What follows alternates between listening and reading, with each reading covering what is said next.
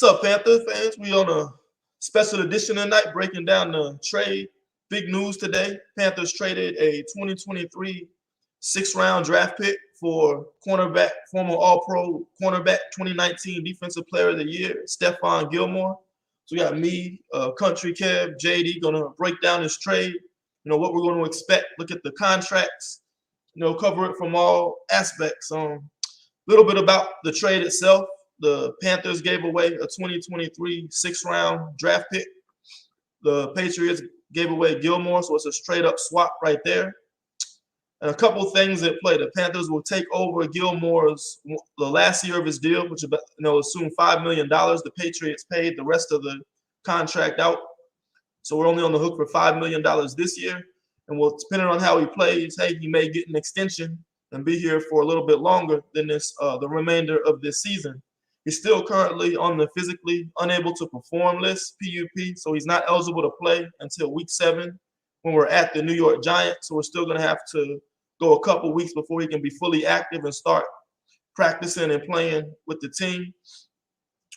Also, I know a lot of people ask what this means for guys like Donte Jackson. I don't think it affects his contract status at all. I think the team will do everything they can to try to keep all 4 guys, C.J. Henderson, J.C. Horn, Gilmore, and Donte together and try to get them all under contract for the next several years. If you think about it, we got 3 guys in that cornerback room on cheap rookie deals, J.C. Horn, C.J. Henderson, and Keith Taylor. So we should have a little bit of money to work with to be able to try to work something out to keep both Stephon Gilmore and Donte Jackson.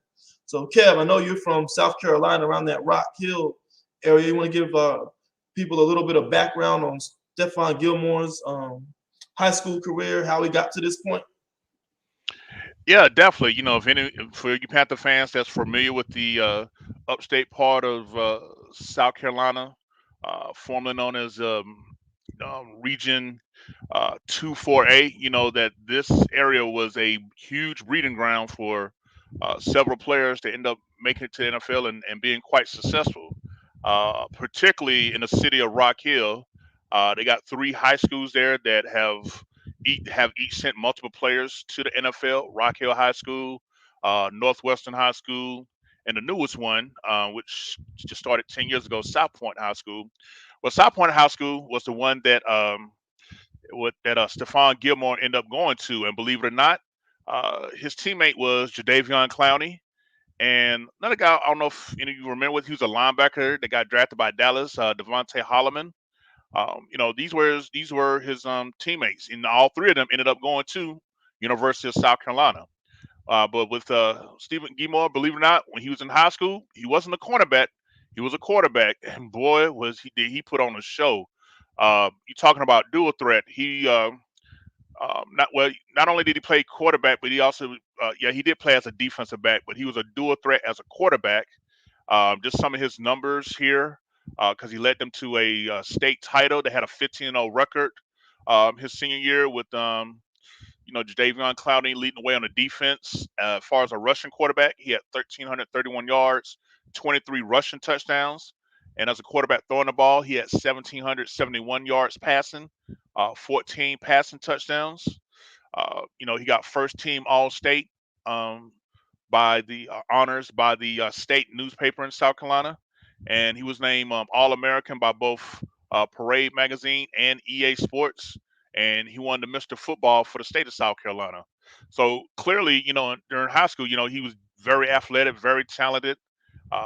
That can explain a lot of why he's so good when he get his hands on the balls now, because between playing quarterback and defensive back in high school, he didn't have any chance but to make plays.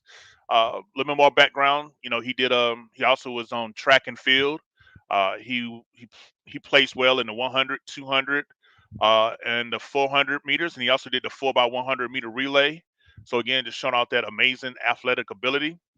And then when he went to college, University of South Carolina, from 2009 to 2012, he came in, and started as a cornerback his freshman year.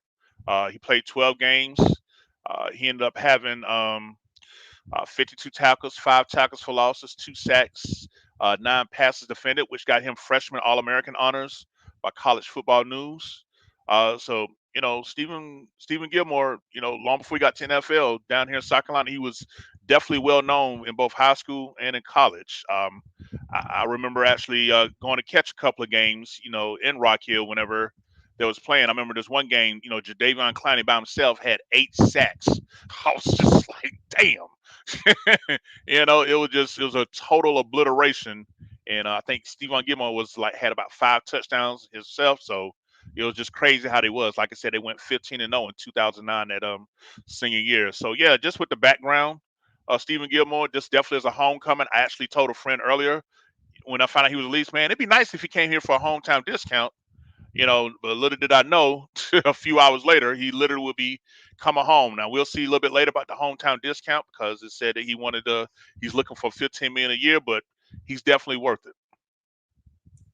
Yeah, what fitter to say? I'm in on every deal. He's lived up to that promise ever since he arrived here. So, JD, what's your thoughts on the trade with Stephon Gilmore?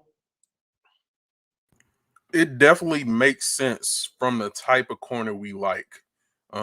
So 6 foot tall, right around 200 even, long enough to get into it with press, athletic enough to stick guys in man. If we looking at relative athletic scores, he scored 9.74. So this guy is like in the same mold of like a J.C. Horn or C.J. Henderson, in that he moves well and he's not a small guy himself. So ability to stick possession guys, brat guys, catch yards after catch guys. It doesn't matter. Stephon Gilmore liking it up.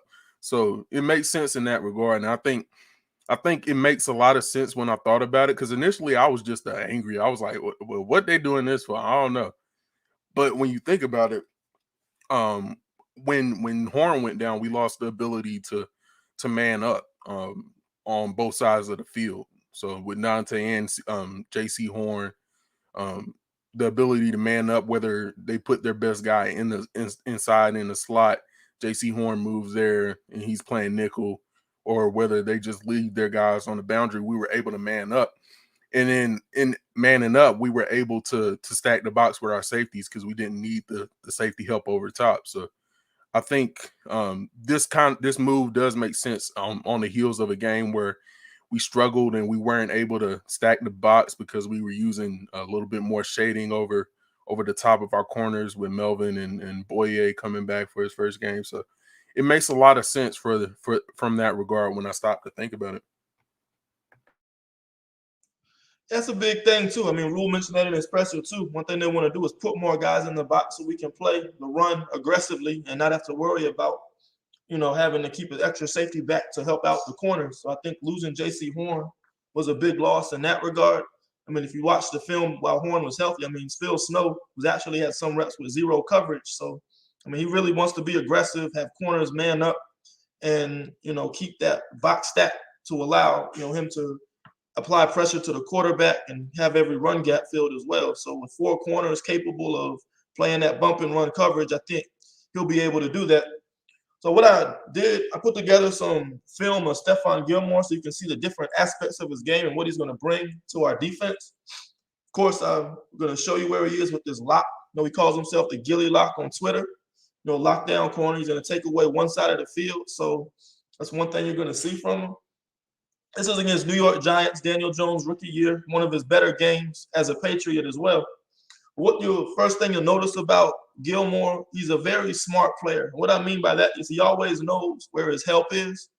And based on where his help is, that's going to dictate, how he plays the receiver, the type of leverage he's going to play. So here, you're going to have the Giants wide receiver in this tight formation. He's going to be close to the line of scrimmage.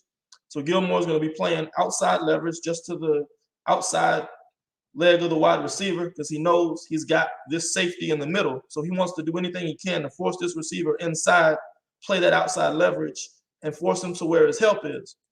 So watch first. He's going to do a good job. See how he's got his back to the sideline at this point. He's just not going to let this guy get outside. He wants to force him right here to this overtop single high safety. And then just see how he plays it. Now, what he does a good job of here, when he's going to read his hip, you're going to see it better on the other angle. As the receiver is going to break inside, he knows he has a safety over top, so now he can play more aggressively and get underneath the route. Because what he can do there, he knows he's got this guy that can make the tackle, or if the quarterback puts a well-placed ball over here, he's still in position to make the tackle as well. So watch how aggressively he's going to be able to undercut this route and get his hands on the ball. Now, it's a little bit behind the receiver. We're just seeing, what Gilmore is able to do in man-to-man coverage and why he's so effective. He understands where his help is. He understands leverage. He's got great ball skills, great athleticism. Look how he's jumping right there with the receiver making that play. He's able to get the tip ball, and they're going the other way with that rep. Let me ask you, JD, what do you think about you see anything you want to comment about that particular rep from Gilmore? That's savvy, bro, because if you watch look at his feet. A lot of guys will mess up in that they'll have their heel up where their leverage is. So like their outside foot, that outside foot will come up, that heel will come up pre-snap. And what that does is like you're not able to move your other foot, or you're not able to move that foot without leaning or shifting the pressure off that one foot. So you can see like patient right here to where he's not trying to anticipate what he does before he does it. Also the hands before, to keep his guy just from getting outside, and he can feel his guy if he's trying to go outside. So right. All that stuff is just you don't get this like from a rookie normally. This is like somebody who's had experience and seen so many different kind of receivers in the NFL. Right, and just look at the technique. First watch his stance. He's playing his outside leverage, like you said. Look at his eyes. He's eyeing this wide receiver's hip, because the hip's going to tell him everywhere where the wide receiver is going to go. So if the wide receiver is going to, once he breaks down, that's going to tell him whether he's going to try to in-breaking or out-breaking route. And that's when Gilmore is going to know break down. And that's when he knows maybe to look for the ball, because that's where the quarterback's going to throw it. We look at his first step, right? He's going to take that first step outside. That's how he's going to obtain that outside leverage to keep the wide receiver inside and force him to where his safety help is. Now look, he's going to get his hands on him, protect that outside, keep him going where he wants to go. Now I want to watch his eyes here. Watch how he's going to watch the wide receiver's hip right there. The wide receiver is breaking down and going there. Gilmore's going to read his hip. And once you see that, he's immediately going to look back for the football, because the wide receiver is likely going to break down, come on this dig route, and the ball's going to be there right for him to make that play. So watch how he's going to keep eyeing the hip. See his head go up. Now he's right there to make a play on the ball, and the Patriots have Pitt going the other way. So that just shows the savviness of Stephon Gilmore. He's very smart in knowing where his help is, and I think that's one of the first things you got to understand as a cornerback. So I'll ask you, Kev. I know one thing you've always complained about with the Panthers is, we've always played that soft coverage, trying to rush four, and played soft zone. What do you think having so many man-cover corners that are this effective in bump and run will help Phil Snow with his defensive scheme? Yeah, I definitely think that having the type of corners that can challenge at the line of scrimmage with man coverage, with bump and run and man press, I just think that it's going to allow our talented defensive line to get that extra half a second they need to really cause more disruption in the pocket. And with teams today with so many personnel packages, when you go 11 package, you got 3 wide receivers. Arizona, they like to use, the 10 personnel package, which is 4 wide receivers, 1 running back. Some teams, they'll put out all 5. So, now we had a talent to, match up however many wide receivers you want to put out there. We got somebody for it. No more sticking a linebacker, asking a linebacker to cover whatever wide receiver line up in the slot. No more, hiding the Julio Joneses on the inside slot and asking, a linebacker, even as great as he was, Luke Kuechly, to try to, cover him 20, 30 yards downfield. We now got somebody that's going to be in them hips and in that ass. And for a defensive lineman, that's what they want, because now, if you try to, do the quick pass, like what happened with us at Dallas, we got a type of cornerbacks that can jump them routes. We got some, as y'all like to say, we got some dogs back there now. So I definitely look forward to just seeing, really what kind of pressure, what kind of, blitz designs, things like that Phil Snow can do. Now, zone is still good to have, it's just incredible that in a year, I think was one of the top zone teams last year, what nearly 70-80% of the time, excuse me, we was playing zone coverage because we just simply didn't have the type of cornerbacks that can do that last year.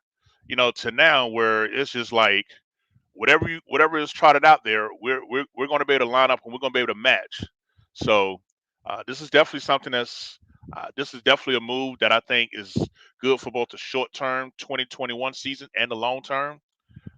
But I'm definitely excited, and the good thing is, for those that's wondering, yes, we will have a salary cap to maintain and keep if that's the route that we decide to go.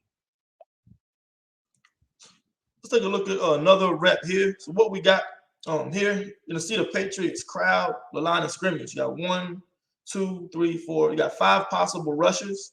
So Daniel Jones, he's gonna be sensing blitz now. He knows he has to get the ball out quick, right? Because he's gonna have possibly a free rusher getting after him. He doesn't want to be a sitting duck back there in the pocket. So Gilmore is gonna be playing off coverage, knowing that Daniel Jones is gonna feel that pressure. He's gonna try to bait Daniel Jones into throwing this quick route, this quick slant right here. That's what the route he wants him to throw. He's anticipating that, since we're blitzing, we're bringing 5 guys, the quarterback's got to get the ball out quick.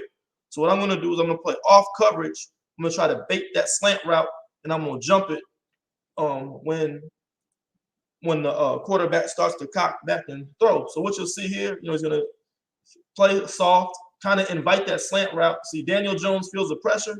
Already back to pass. Look at Gilmore already coming out of his break there. Beats the wide receiver to the spot on the slant route. But he's already smells blood now. And just look at the ball skills. He's able to break on the ball, get up. I know he'll want that one back though, But again, you see the ball skills there, just how he's reacting, reads that route, baits him, makes the play on the ball. So you see plays like that, JD. What do you think plays like this will bring to our defense this year? Uses the internal clock of the QB against them, because when we bump and when you do press coverage, you want to try to disrupt the timing as much as possible. So even in off coverage, like here, like he knows it's going to be a blitz, like you said. And I think that this is going to cause our sack numbers to go up, honestly, more so than interception numbers, because it's going to make, once we put this on film, like of our corner, every single corner we have with the ability to click and close and jump these routes, they're going to pump fake some out of some of these throws. So I think the best news, the happiest people in Charlotte should be Brian Burns and Hassan Reddick, honestly. Right, and Phil Snow is a guy that just likes to have those pressure packages. And now you got a cornerback that's savvy and smart like Stephon Gilmore, force these quick throws by the quarterbacks, and he can continue to come in and make breaks on the ball like this, bait them into throwing these quick routes and get these takeaways. I mean, think about how impactful that'll be for a defense, because as well as our defense has played this year, where are we in terms of takeaways, Kev? I don't feel like we've been getting a lot of turnovers this year. Yeah, now the Panthers, we definitely not. We're definitely on the downside of forcing turnovers here. To my recollection, I'm thinking that we only have 2 interceptions on the season. One, and both the players that got the interceptions are currently on IR. Justin Burris and J.C. Horn. Both of those got they got their interceptions gift wrapped by Jameis Winston week 2 playing the Saints at home. So, but yeah, we definitely on the low side of turnovers. So that's something that we definitely want to improve on. And I think that with this addition, with the additions that we had, that we've added over the last couple of weeks, with the C.J. Henderson, now with the when Stephen Gilmore is ready to play, I think it's kind of ironic that by the time Gilmore is healthy enough and ready to play week 7 at the Giants, I like to think C.J. Henderson will be pretty much up to full speed, being here probably almost about a month before that week 7 game at the Giants. So I'm just looking forward to it, because now with this move, that back half of the schedule, them last 6 games, they still gonna be tough games, but I feel more confident about being in the lineup and match up with the receiver firepower that we're gonna be facing. Uh, you know, uh, Tampa twice. That's Mike Evans. Godwin. Antonio Brown. You know, um, Arizona. Buffalo. Yeah, Arizona in November. Yeah, yeah, I forgot about them. November 14th. Arizona away. With what they got like AJ Green. Um, DeAndre DeAndre Hopkins. Hopkins. It's like two more of the good receivers that's out there It's as well. So they like 5 deep. yeah, legit threats. And they don't mind, like I said, going at 10 personnel where they got a running back in Kyler Murray, because Kyler Murray definitely is showing that he at his size still doesn't he don't mind putting himself in harm's way rushing the ball. So they just trying to open up and slang that thing. So, but with the type of secondary that we now got, I mean, you really feel more confident about it than say we did maybe like about a month ago. So I'm excited. I'm looking forward to these matchups, and yeah, man, it's gonna be fun. It's gonna be fun if we, like I say, stay healthy and just get that 1% better, like Matt Rule like to say. I think that we can shock some people and make some noise that wasn't expected of us this year. And another thing where you see Gilmore savviness is in zone coverage as well. You take a look at this play, see Gilmore over here on the boundary again. Pre-snap, the Patriots are going to show this single high safety look. And it's going to be a disguise. The first thing I want you to see is watch how after the snap, the safeties are going to roll into this cover 2 look. So you're going to have this safety come in for deep halves over here. This guy dropping the deep halves over here. So when you read a cover 2, Daniel Jones' first instinct is to go to this tight end right here on this corner route, because in a cover 2, you're going to have the corner playing the flat right here. You're going to have the safety playing deep halves. So the hole in the zone is right in here. So watch how Gilmore is going to play this. He's going to, the first rule as a cover 2 corner is you don't let the receiver get outside. You want to take a hard outside position and force him inside to where your help is. So in a normal cover 2, Gilmore will be the flat corner, and probably 10 to 15 yards will be his responsibility. So when you see here, he's going to take that shuffle, he's going to take that slide step rather, take that hard outside position, keep the receiver inside of him, force him inside to where his help is. So now that he's playing that cover 2, Daniel Jones is thinking, okay, I see the cover 2 look. I see the 2 deep safeties. I see the flat cornerback, the 5 underneath defenders. My first read is to go to this tight end on this corner route, which should be open in that open hole of the zone. So watch how Gilmore is going to play this. He's going to, play like the cover 2, but watch how he sinks deep right there. See? So he's going to kind of, again, bait the quarterback into throwing the post. And what you'll see here, he's going to bait Daniel Jones throwing the ball right to him. And he's right in position to get that pick. So another way you can use Gilmore, very savvy, disguise your zone coverages, show the cover 3 single high safety pre-snap, roll into what looks like a cover 2, and look what he's able to do with a play like that. So when you see this, JD, what's you could kind of talk about the importance of mixing up your coverages and what, having an experienced guy like Stephon Gilmore, very veteran savvy, what he's able to do to these young quarterbacks to get takeaways like this. What we're seeing a lot in the league nowadays is young quarterbacks being thrown on the field, and they're not necessarily having the experience of what coverages look like and how NFL speed is and all that great stuff. Like Daniel Jones just made a rookie quarterback mistake. Like pre-snap definitely looks like cover 3, so he's thinking cover 3. As soon as he's seen, I imagine the 2 safeties split into halves, his read, he already made up his mind at that point. And that is great news for veteran cornerbacks like this, because now all you have to do is gain depth. That's literally all he had to do in this situation. Just gain depth. He still has outside, so all you have to do is get upfield far enough to cut off that throw and run the route for you, be at the point where the ball is going to be. So I think with all the talent that the league has at young quarterback nowadays, and your Justin Herberts, your Kyler Murray's, or Kyler Murray been in the league for a little while, but all your rookie quarterbacks, Trevor Lawrence, your Zach Wilsons, if you can get them in their mind thinking something pre-snap, they have keys already, an idea where they want to go based on the coverage they're seeing pre-snap. So if you can get them thinking more into what they want to do and then have them make up their mind, all you have to do is read the quarterback's eyes at that point. So this is something we're going to see a lot more of. I think we're going to play a little bit with the cover 6 look, maybe play a little bit with showing cover 0 or showing a blitz, all out blitz. And then all of a sudden we're going to roll that out to a odd shell look like cover 3 or a cover 1. So this will be absolutely huge for this is where our turnovers are going to come from. I think our interceptions and all that great stuff.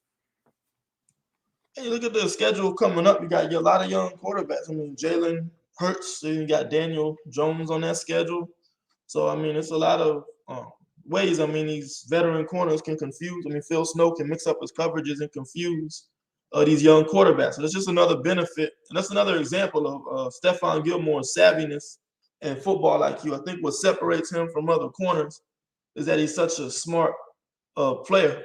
Kev, what you just talk about, what's the importance of mixing up your coverages and talk about how, being able to confuse these young quarterbacks will also help the pass rush as well. You think, by being able to have a guy back there like Gilmore will help, get our sack production up from guys like DB, Brian Burns, and Reddick? Oh yeah, definitely. I think it's going to force them right into our defensive tackles' hands, because with a young quarterback, when you make them hesitate, because let's be honest, Stephen Gilmore got a reputation out there. Now I know quarterbacks are supposed to challenge, but at the same time, like I say, you talking about 2 years removed from Defensive Player of the Year at cornerback. So, even though he's 31, and then just coming off I don't know, is it a quad injury or groin? That's why he's on the pup list. Yeah, quad injury. Okay. Yeah, so once he's ready to go, man, we're gonna be able to really have a lot of ability to dictate what these quarterbacks can and can't do as far as when to get the ball out early. Because that seems to be the way teams are trying to beat our pass rush now. So, but by mixing up the coverages, you're gonna create with these young quarterbacks, you're gonna create that hesitation, that them patting the ball a second time, and next thing you know, boom, they go Derek Brown with a sack, or boom, they go DeQuan Jones, and because the reputation that Burns and Reddick already putting out there, quarterbacks are going to be thinking they're safer stepping up in the pocket, because our defensive tackles hasn't really put up a lot of sack quarterback pressure like numbers, but I think that this will definitely help them out in that area. But yeah, man, I'm excited. Phil Snow about Phil Snow about to show y'all what chess on the football field really about to look like. I think we gonna, as the season evolve and all these players come back, healthy and get right. I think we're gonna start seeing some defensive packages and groupings that normally we wouldn't have seen. Definitely not what we seen last year playing all that zone, and I'm here for it. So the first point I made was Stephon Gilmore. He always knows where his help is, and that's one thing, and that's where it starts with being a great man cover corner like he is. On the first rep, his help was inside because he knew he had the safety, so he knew he could play the route aggressive underneath. He took the outside leverage position, forced him inside to where his help was. That allowed him to play the route more aggressive underneath. Here, he's going to be on the outside, the receiver. He's not going to be as close to the formation, so he's not going to have that safety help over top. So now his help is the sideline. So he wants to use his sideline to his advantage. So what you're going to see here, those eyes glued to the hip so he can know what the wide receiver is going to do. Watch him at the start. See, now he's going to take the inside position to force the receiver to go outside. You want to make him run around, what we call is run around the T. If you take your arms, stick them out like this, want to make him run around you that's going to also alter the timing of the route. You see how he opens his hips like that, eyes still glued to the hips, turn and mirror. Now watch him flip the hips, and he's got him great position right now. He's got the receiver going towards the sideline. He's going to cut him off a little bit. That's his help right here. Now watch what you'll see. You see he keeps his eyes down on the hip. When the receiver breaks down like that, that's when Gilmore knows he's likely going to come back on that comeback route. So you're going to see him start to change direction as well. Now, one thing we talked about earlier, since high school, he's been an incredible athlete. One thing where you see his athleticism show up is his change of direction. He's here. He's going to be able to stop on the dime right there. You know, he's got a little bit of hand fighting going on. Watch him be able to stop on the dime, and look how quickly he's able to locate the football. You know, right there. He's able to get his hand in there, and he's going to break up the pass. So this is Gilmore at his best, you know, as a man cover corner, you know, very fluid athlete, knows where his help is, very good eye discipline. So when you combine that athleticism with that technique, that's what makes him so special in man coverage. You have any comments about that particular rep, JD? You know what this reminds me of? This reminds me of that rep right there reminds me of Dante Jackson. In that the T-step lost no momentum right there as he flips his hip. There's no momentum loss right there. And a lot of our corners or your longer corners, that T-step will cause them to lose upfield leverage, and they'll get stacked along the sideline, and then they'll be beat essentially. I think this move for Dante, or being able to see a guy like him that's as fluid, as fast, ran 4.3 something at the combine, so as athletic, being able to stop and play within this. Ooh, bro, that's so scary. Go back to that one. It's a frame right there where he's looking at the football as soon as he stopped. That Jones scary to me. Boy, that's scary. Boy, that's scary, Hours. Let me tell you something. But yeah, I think this is huge for Dante because now he gets to see somebody as fluid, as effective in stopping and starting and all that stuff, but with the ball skills, but seeing an example of somebody playing and taking chances, but playing within the scheme. So that's scary, boy. That's scary. That is scary. Kel, I'd be curious. Do we have the RAS score for the Stephon Gilmore? Were they calculating those statistics back then? Because I'd be curious to see what the athletic scores of C.J. Henderson, J.C. Horn. I know Dante Jackson might be small on the size grade, but he's still a 4.3 guy. And Stephon Gilmore, you have any chance to have that data handy on you? Because I think the slowest guy in our secondary out of the top four corners right now runs a 4.4. So, I mean, you combine this athleticism we have at corner now, I mean, I think you're going to see a lot of cover 0, cover 1 looks from Still Snow over the next few weeks. I could pull that up. Yeah, I got it right here, actually. Bet. You want me to share my screen? Sure. Or just tell you the numbers? Yeah, let me share my screen real quick. Here with y'all. All right, let me pull this over here to the, not like having a dual monitor, make it more easier.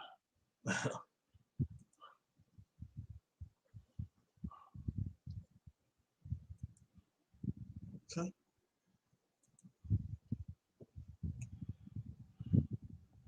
There you go. Do I need to make this a little bit bigger for y'all? Yeah, you zoom in a little bit.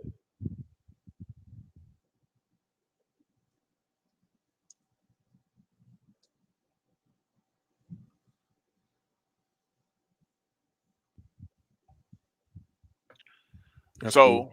With a RAS score, you're looking at an overall of 9.74. This was back in 2012. So it said, let's take a look here. I mean, elite. I mean, I don't know how much more that you want to expect from it.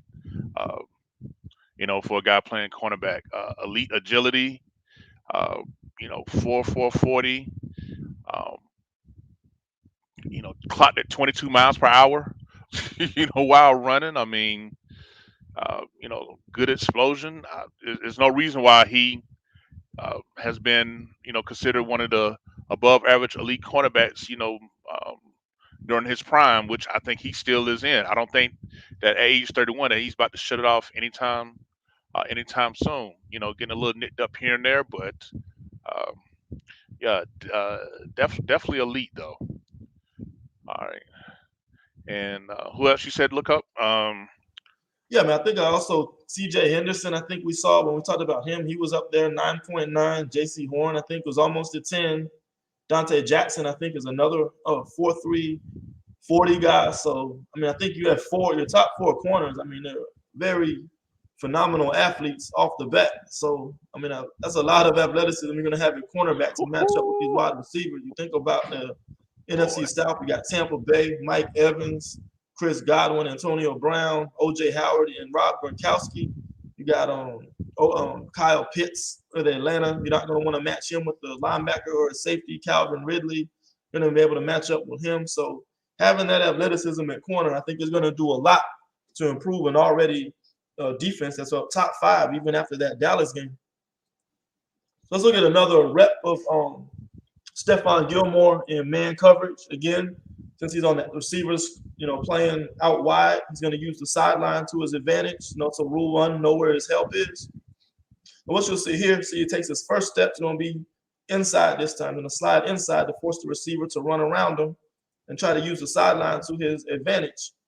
He does a good job of that. Again, open the gate, flip the hips, very fluid athlete. Look at his eyes glued to the hip. So it's doing the same thing every rep. You see, fundamentally sound is the same thing on all of his man cover reps.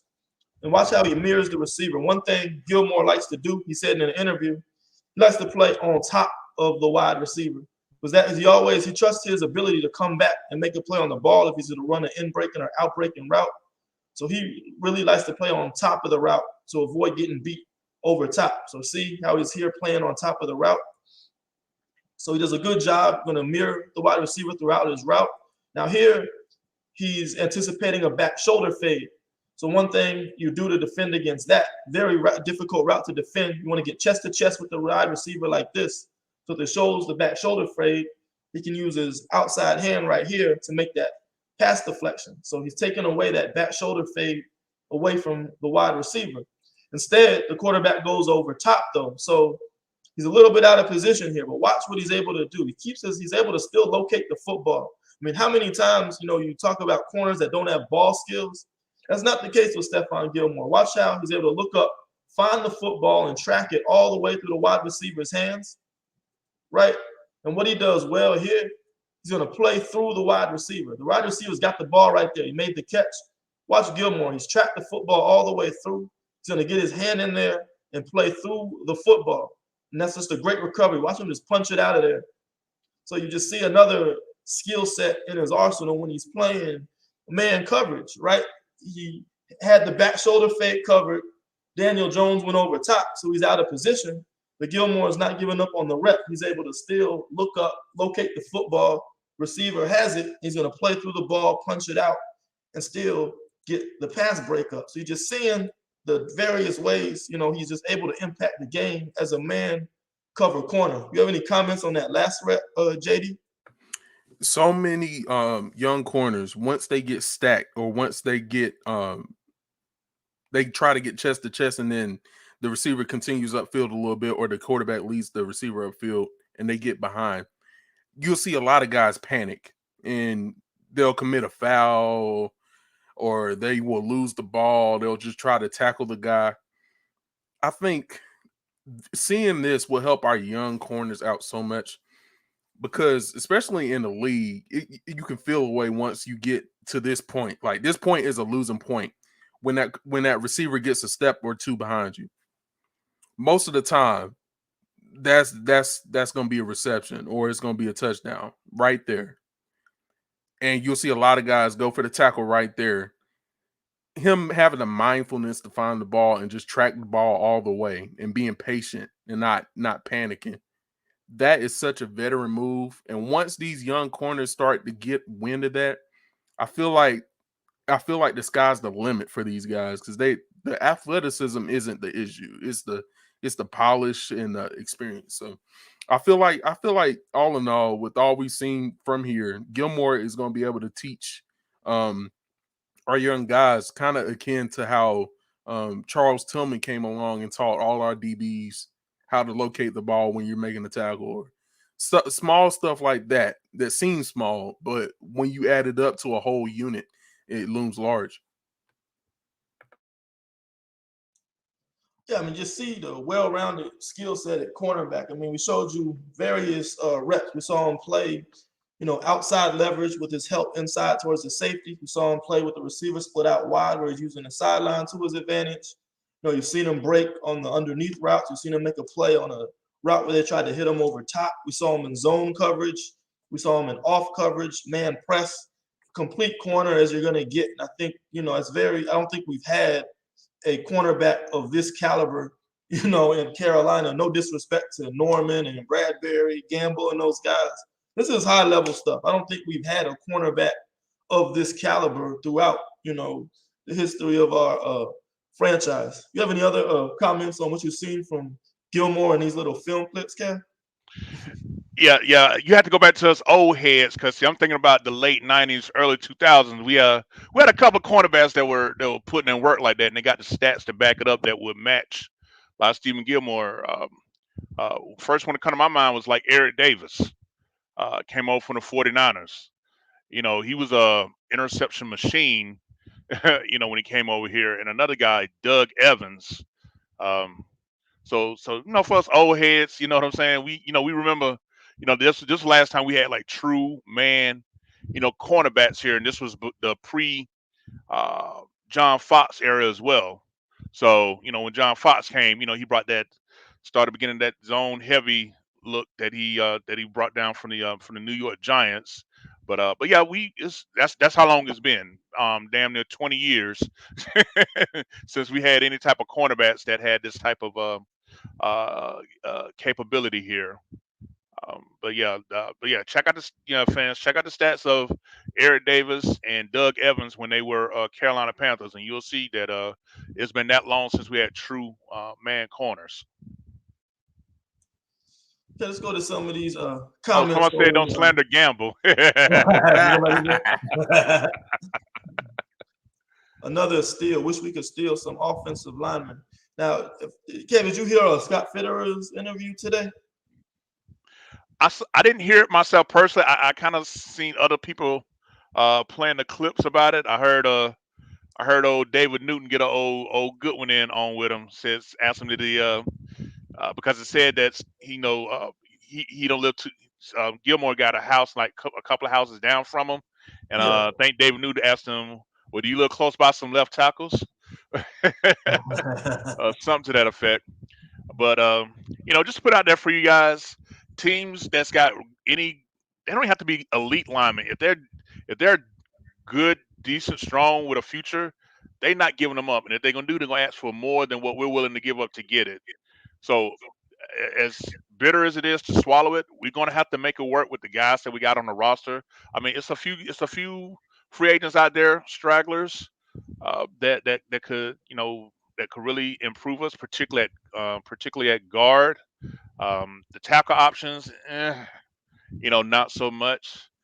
So we pretty much going to have to ride it out with the grouping that we got this year. But best believe the best way to improve this offensive line is going to be over the offseason, with free agency and the draft. So I know a lot of people like, man, we're getting corners. Why we ain't dressing linemen?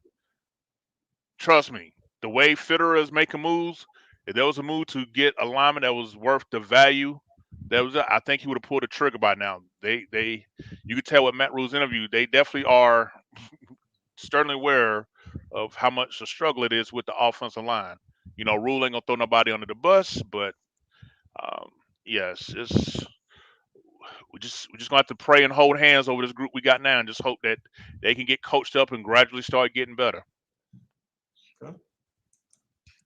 Next time, how in the world did we get Gilmore for only a 6th-round draft pick? I think there were a couple concerns with him. One, his quad injury. He's physically unable to perform this, so he's not going to be available eligible to even practice or come back until week 7. when we play against the New York Giants. That's the first thing. And then two, he wanted a contract extension. I think he's looking for in the ballpark of $15 million a year. So I think those two factors kind of ruined his trade market. And also the Patriots released him. So I think a lot of teams like the Green Bay Packers possibly thought they could sign him in free agency. But I think Fitterer snuck in and threw that draft pick in there. So Patriots are thinking might as well get something for him since nobody else made an offer. So I just think it was a good move by Carolina coming in last minute, throwing in that draft pick and being able to bring in an elite player like this.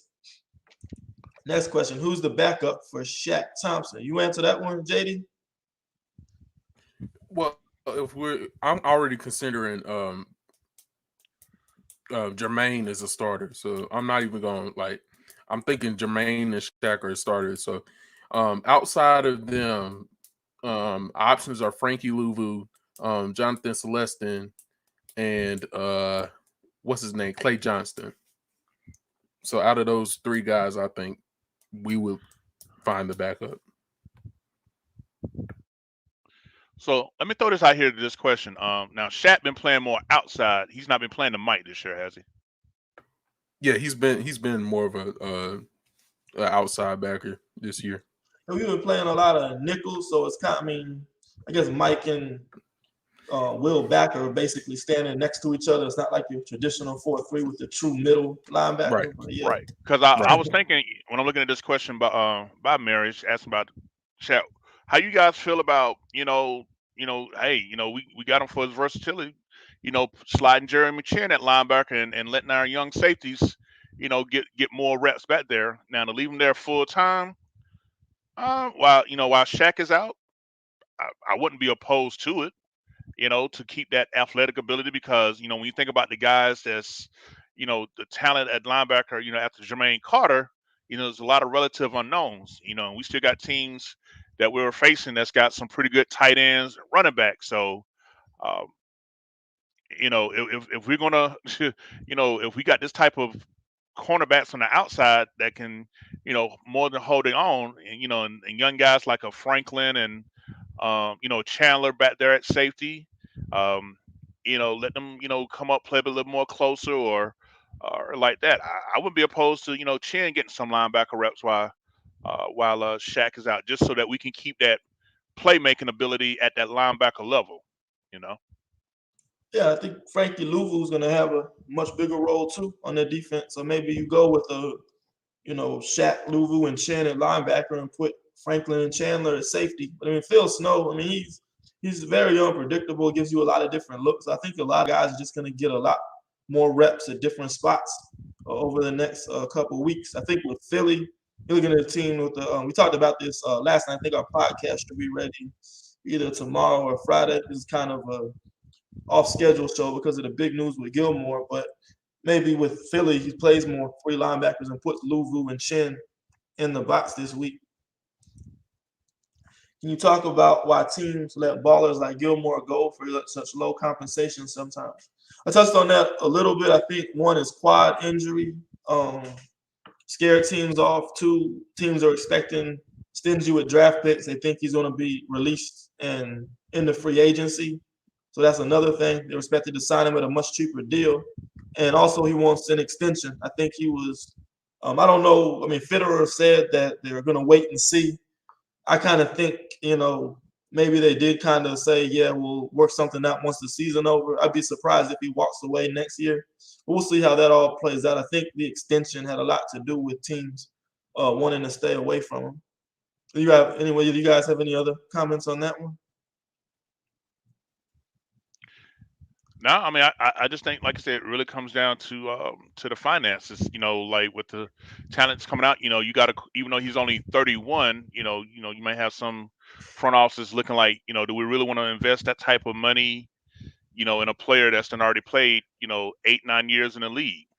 Now, mind you, he's 2 years away from being, defensive player of the year. I think that he probably got another good 3 to 4 prime years left, and I definitely think he's worth the value. I mentioned about him coming home. I get it. Business is business. He may like to sell out, finish out his career, and and be closer to home, so a lot more of his family and friends could play. I mean, it's different factors involved, with it. But um, I'm just glad that we just jumped in. Like, just crazy. I think from where negotiations stood with the between Gilmore and the Patriots, I feel like the marriage, so to speak, was going to end anyway. So most times you'll see, or like for us with Cam, even to bring it back to a more relatable point, when we announced that we were releasing him, all teams, the trade market immediately just died because teams from that point on are thinking, hey, we can start from scratch for as far as a contract, and we won't have to give up any future picks or any other compensation, just cap space. So I think when teams or when a team does come in right before the release is finalized and say, hey, I know you're going to get rid of this guy, but we want to offer you something in exchange. It's hard for that team to turn it down if you do get that offer. How do you see the future of the cornerback group with D-Jax, Horn, Henderson, Gilmore, Troy Pride? Who gets re-signed? Who gets dealt? It's impossible to say now. If I was I would say, I mean, J.C. Horn and C.J. Henderson, they're basically, on rookie deals for 3 years plus a fifth-year option. So I expect them to be here for a long time at a minimum. I think Dante Jackson is a team captain. I think he's one of the core players Rule wants to build his culture around. So I expect Jackson to be here for a while. I mean, I expect Gilmore to be here for a while too. I mean, it's kind of funny just seeing him, accept the trade to the Panthers after taking that hard stance of wanting an extension. Maybe, Fitterer being his neighbor, they work something out and say, we'll take care of you once the season's over, behind closed doors. It's not tampering if they don't catch you. I think Keith Taylor is going to be a part of this. He's a good man cover corner as well. Fits into what Phil Snow wants to do.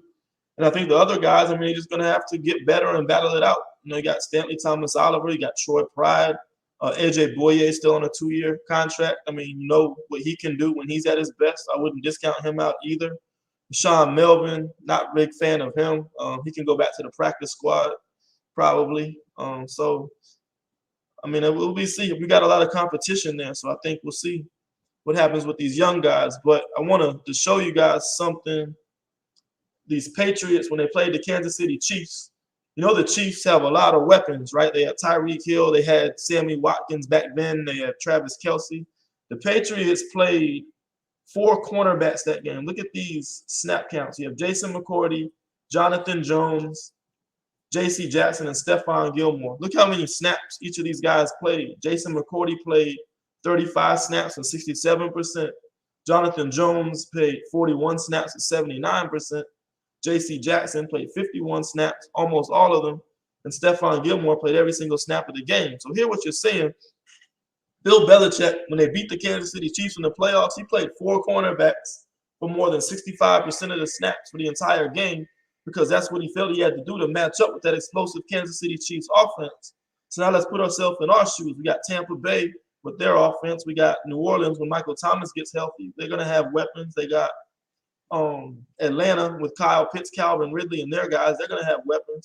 I wouldn't be surprised to see us in certain games when you see weapons, explosive offenses, to see a snap count distribution like this with 4 cornerbacks playing a significant amount of snaps. So I think every single one of those guys can potentially have a role on this team. So I don't think, signing Stephon Gilmore makes C.J. Henderson, Dante Jackson, or even J.C. Horn less valuable than what they are. I'll let Kevin handle this one.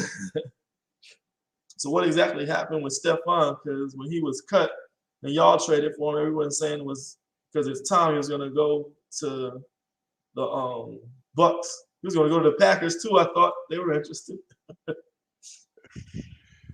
Yeah, this is my baby, y'all. This is my daughter. She I don't know. She might be in her feels a little bit. So it says, what exactly happened with Stephon? Because He was cut. Then y'all traded for him. Everybody's saying it's cause Tom was gonna call him. So crap.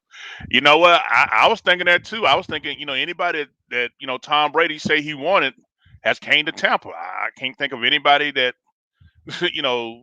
that's turned Tom Brady down. Because even with the signing of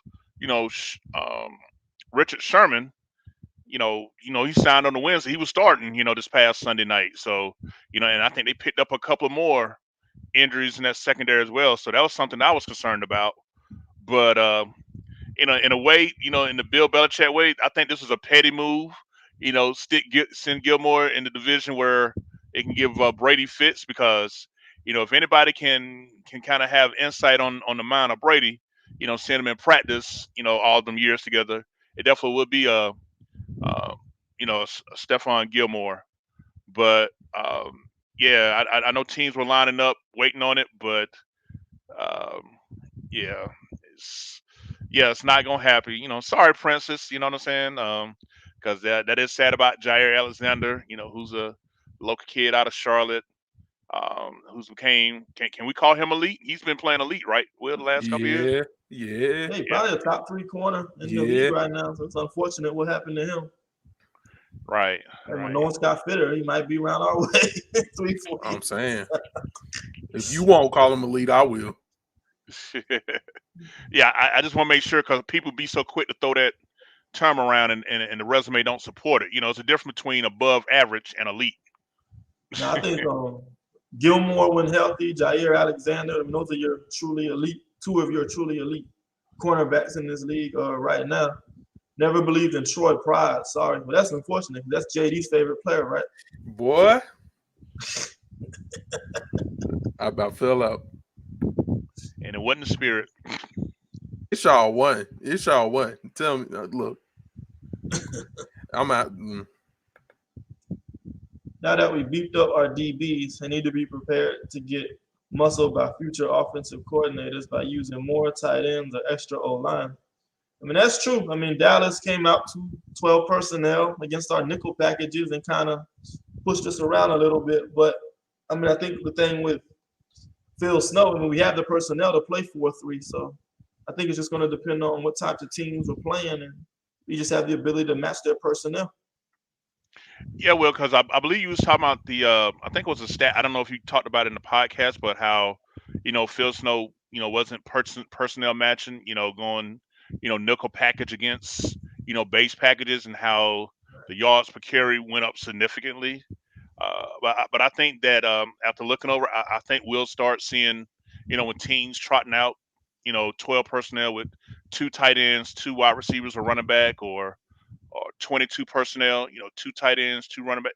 I think that you'll see us go back to more 40 fronts, based 4-3, 4-3 over, 4-3 under, just to solidify and get some more beef up in the line because, Dallas did stuff that I remember us doing in high school. Used to take an extra offensive lineman and, plug it in. And it used to be like, 6, 7 offensive linemen lined up and we just pound the ball down other teams' throats because they couldn't, match up. And like I said, it's a copycat league.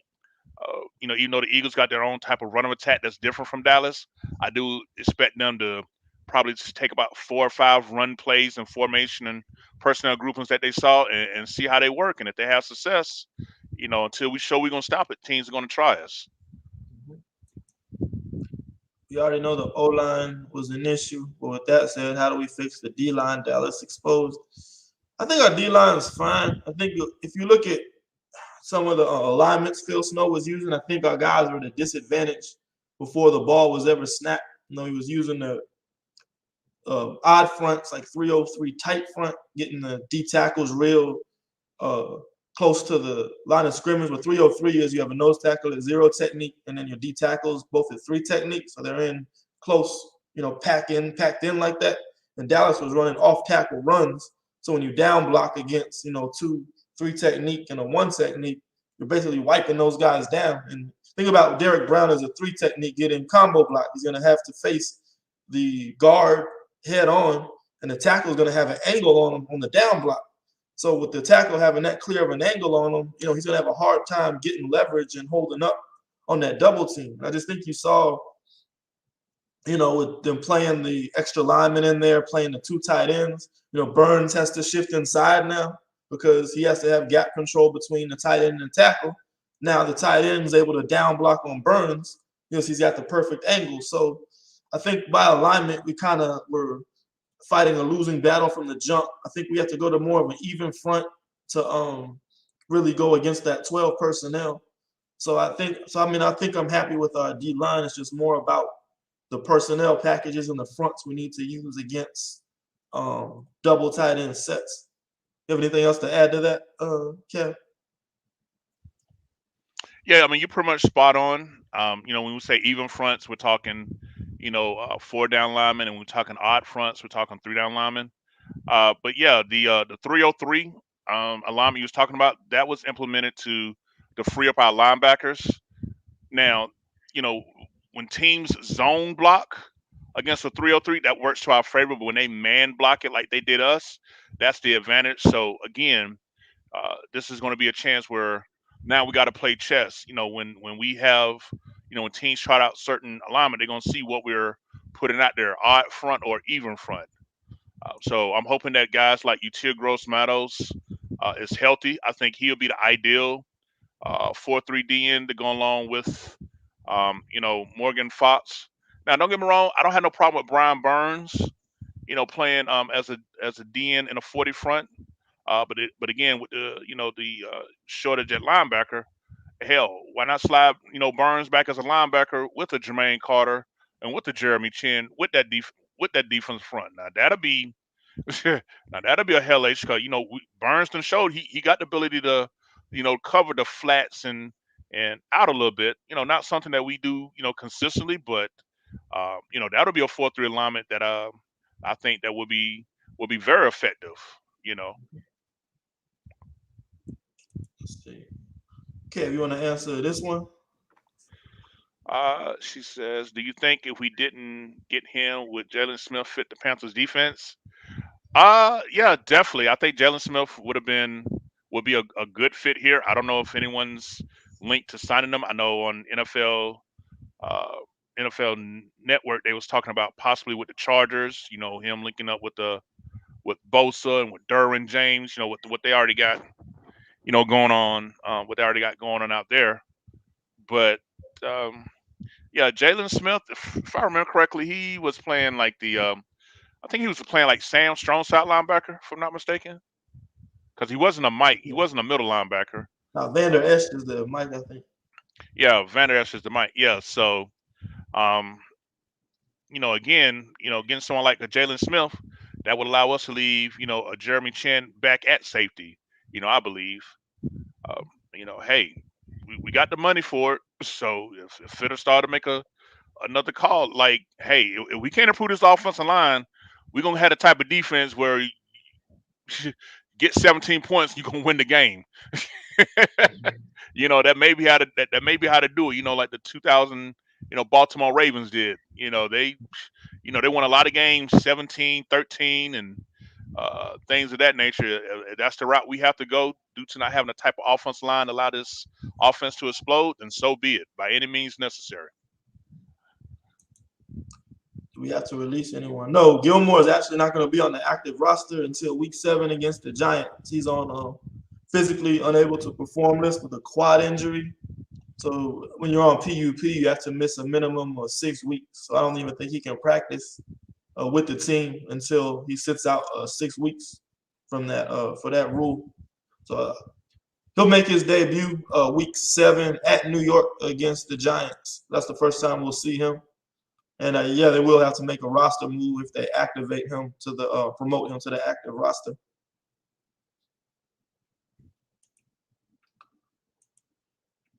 Okay, well, that's all of our. I think we covered all the comments. You guys, anything else to add to today's news or anything else?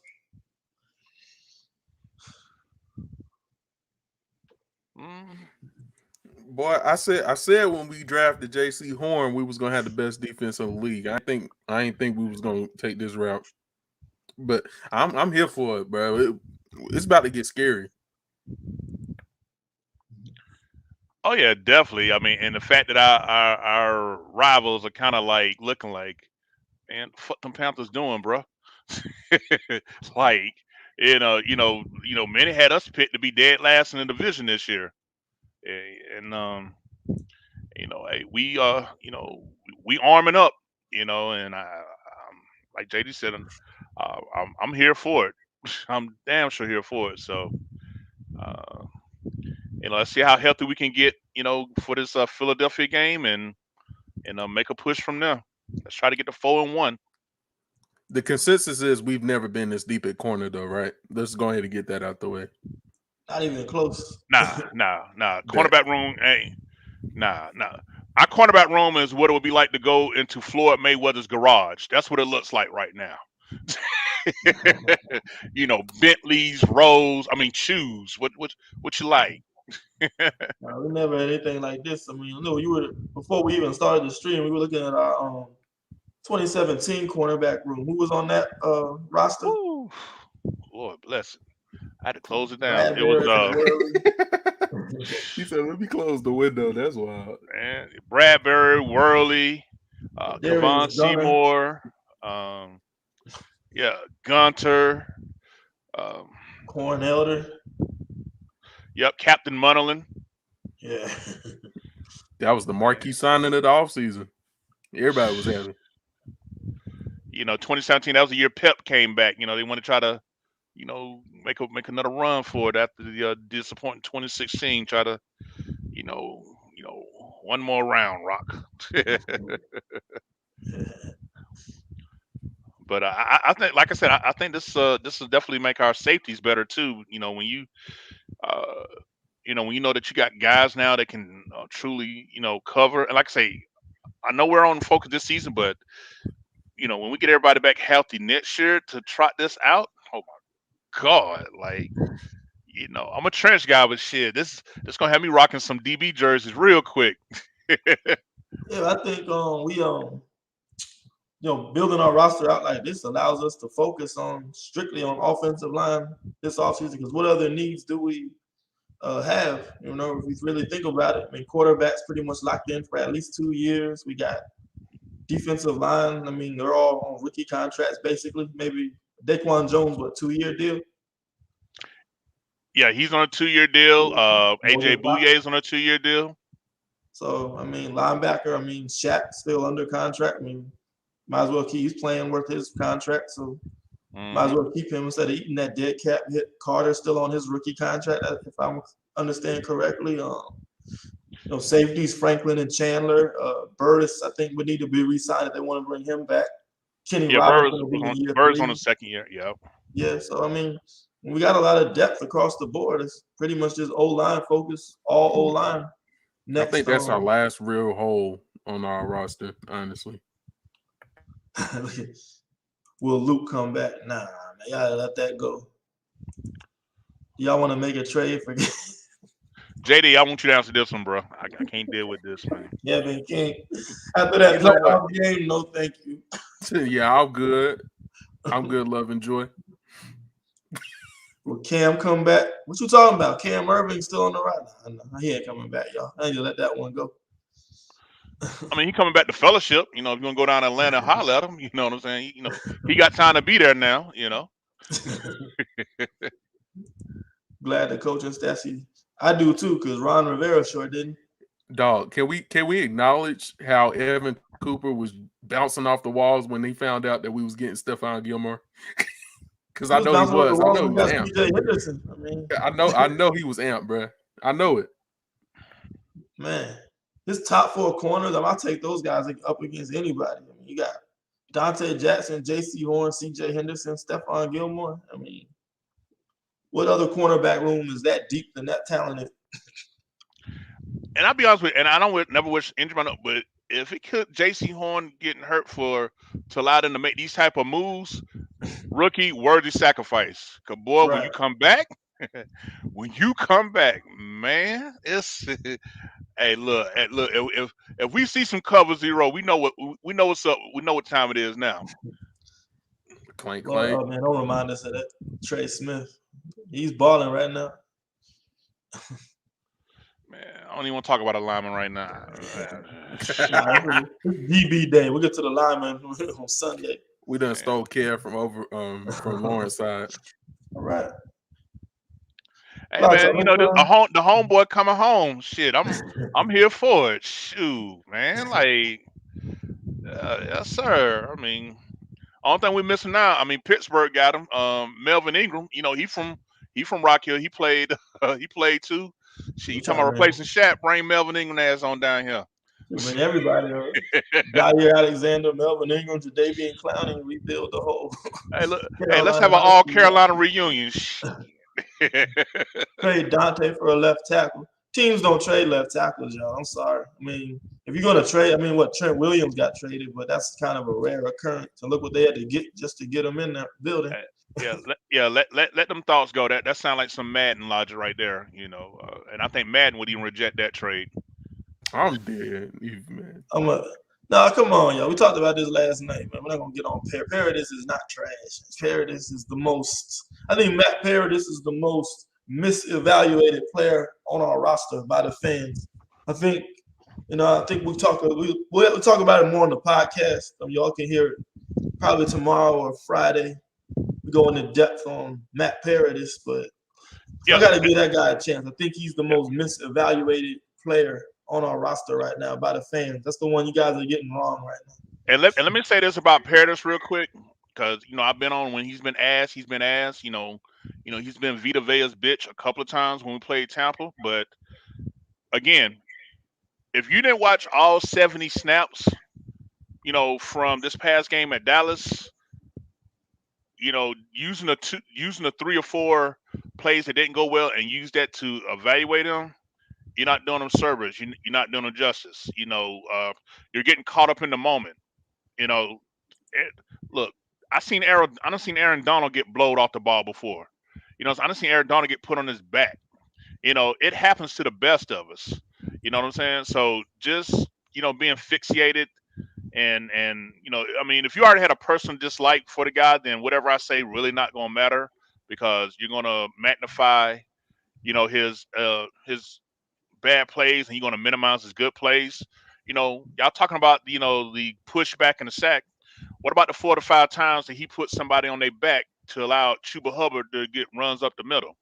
Why you guys not talking about that? Why? It doesn't fit your narrative. So I'm like Usher. If you're going to tell the story, let's tell it all.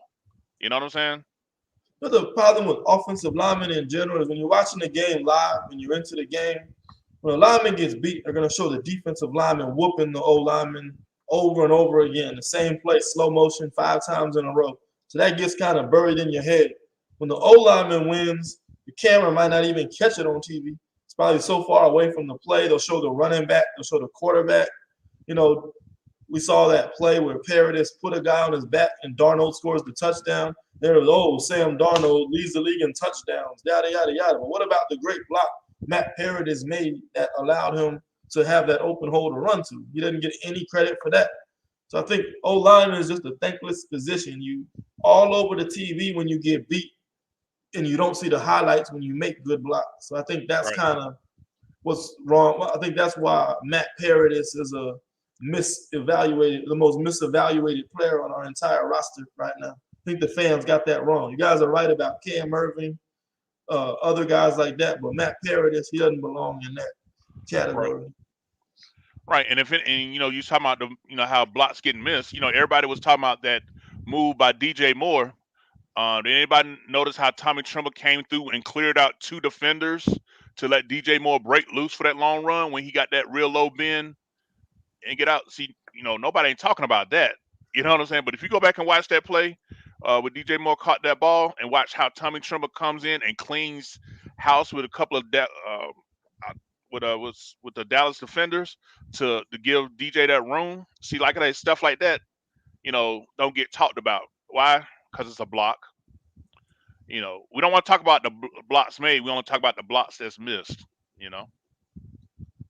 Is that Cam Irving? I don't want to talk about him tonight, yo. Right. Next. Tommy Tremble. Yes, he did. I saw that block. Yep. Yes, sir. He blessed him in the name of the Father, Son, and the Holy Ghost.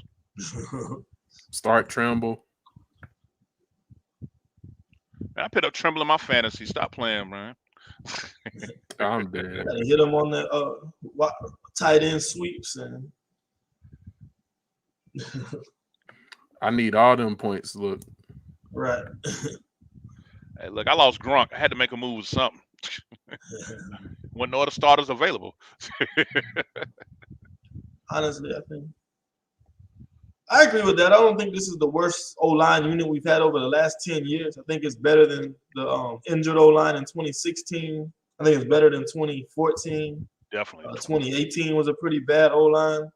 But I do think our left tackle position is the worst we've had in a long time. I disagree there about Cam Irvin playing well. He might be the worst player. I mean, he had the worst game of his season last week, and he just looked like the same guy at Kansas City, Dallas, and Cleveland at this stage. So, I mean, really not optimistic that we're going to see him get much better over the course of the season.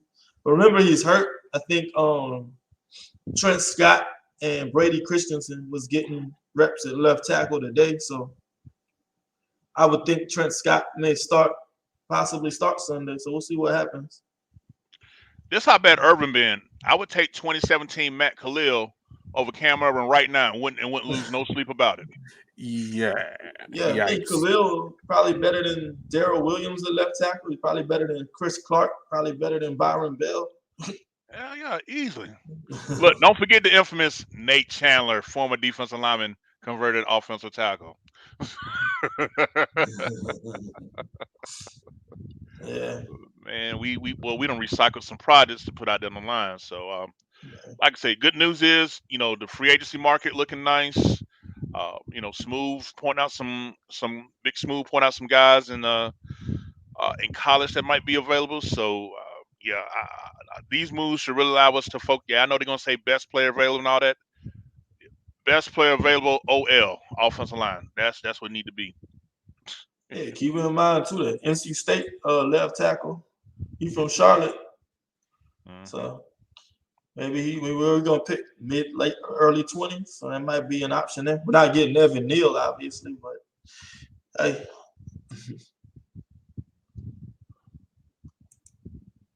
With the rules, some guys can't get off blocks. Players didn't give up.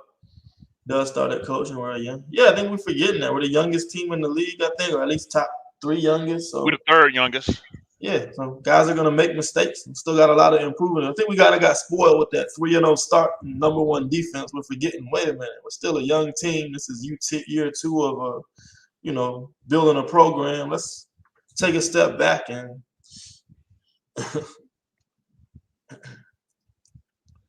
Yeah, it's like y'all complaining about us being 3-1 as if we was 1-3.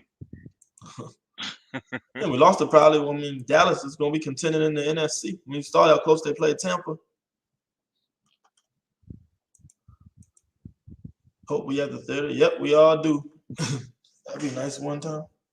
Without it being traded for. Right. We earned it.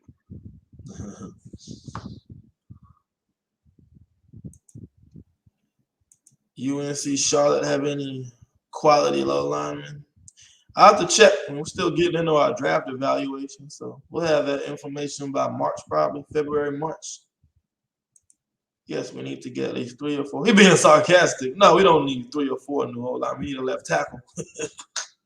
I don't know. Paradis probably won't get re-signed because of his age, but I wouldn't mind maybe a 1-year deal if we're unable to fix the center position. Dennis Daly, I think, has earned the right to start at that left guard position. He's had 2 very good games in a row. Taylor Moton, I mean, we're locked in with him, so that is what it is. Right guard, I mean, Miller's up and down, but I mean, you would hope Deontay Brown, Brady Christensen, one of those guys will step in it there. So when you put it all together, I just think left tackle is the only true need on the offensive line.